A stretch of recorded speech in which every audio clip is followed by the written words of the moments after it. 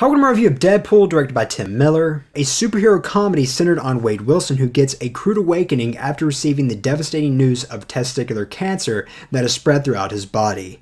After seeming hopeless, Wade turns to a black market lab of people who promise a cure that will not only cure his cancer, but will make him into a superhuman.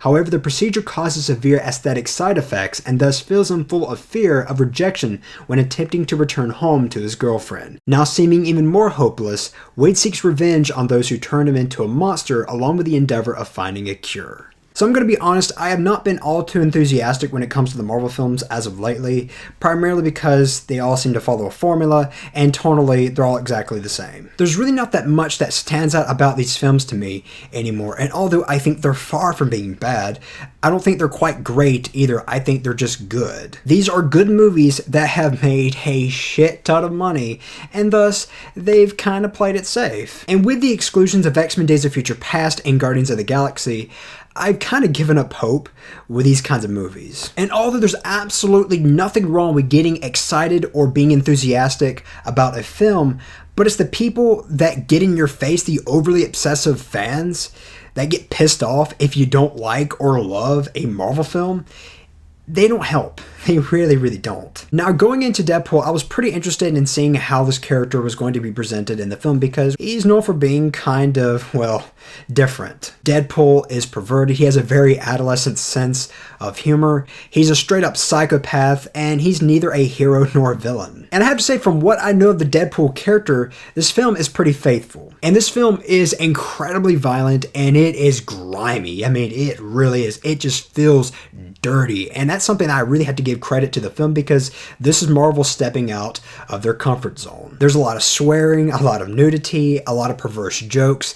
Needless to say, this is not the kind of film you'd want to take your 6-year-old son or daughter to go see. Hell, I wouldn't even recommend seeing this with the parents. Now I want to talk about Ryan Reynolds, and as you probably remember, unless you completely chose to forget, Ryan Reynolds was in X-Men Wolverine, and there he played Deadpool, and it wasn't his fault, but they completely fucked up that character, as well as that movie being just a pile of shit. And since 2009, this is a movie that Ryan Reynolds has been trying to get off the ground, and for my money, he was born to play this role. Although I can't say the same for his films, I have always liked Ryan Reynolds. I think he has a very charming personality, and I think he's got a great on-screen presence. He is fantastic as Deadpool. He is quite funny in the role, and this is a relatively funny film, and surprisingly, there are some good emotional beats here and there, especially in that scene where he receives the news of cancer. It's a short scene, but I was actually kind of moved by it. And what's interesting about Wade Wilson is that he's kind of an awful person,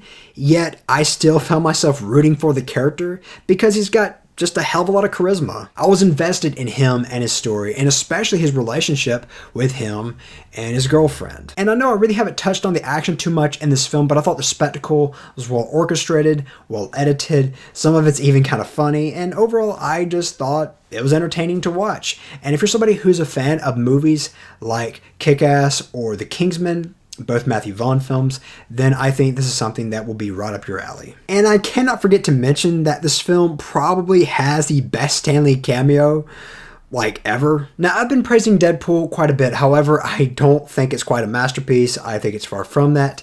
And I know that this is Deadpool's film, however, all the side characters I thought were pretty flat. Throughout the entire film, the only character that I cared for was Deadpool, and to an extent maybe Vanessa, but that's mostly because, again, I cared for Deadpool.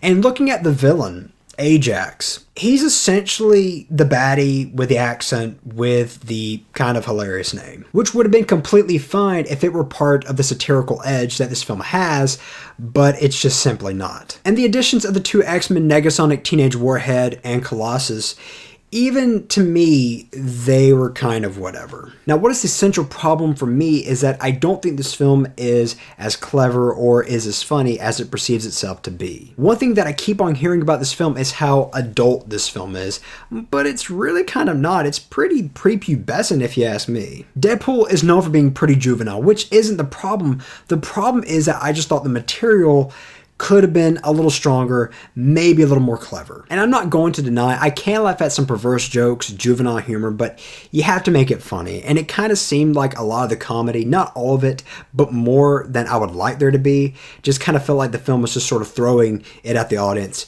just to see what sticks. Good news is that more of it works than doesn't. So if you're somebody who is a fan of the character, then you're probably going to enjoy this film. And despite what you may think of YMS on YouTube, yourmoviesucks.org, he brought up this really good point I couldn't quite put my finger on as I was watching the film, but it was something that was bugging me, and that is, during the dialogue scenes, there's not a whole lot of dynamics in the filmmaking. Although it's really not a huge problem, I would have liked to have seen just a little bit more creativity, a little bit more inspiration in the cinematography like there is in the action set pieces. But then again, this is also a first-time full-length feature director, so, you know. Overall, Deadpool does indeed deviate from the norm. However, I don't think it's quite the game changer that some people are stating that it is, nor do I think it's as great as something in the realm of Guardians of the Galaxy. However, I am glad that this film exists. Hopefully, people will go out and support this film, so we'll see more films that deviate from the mold and see even more ambitious films in the future. Obviously, I do recommend this film, but as from a rating, I was kind of deciding on what to give it. At one time, I was sort of deciding on a 4, but I don't think I can quite go that high. So I'm going to give Deadpool a very enthusiastic 3.5 out of 5. If you're somebody who has seen Deadpool, then do let me know your thoughts on it. And as always, I'm Colin Kirkland, and thank you so much for watching.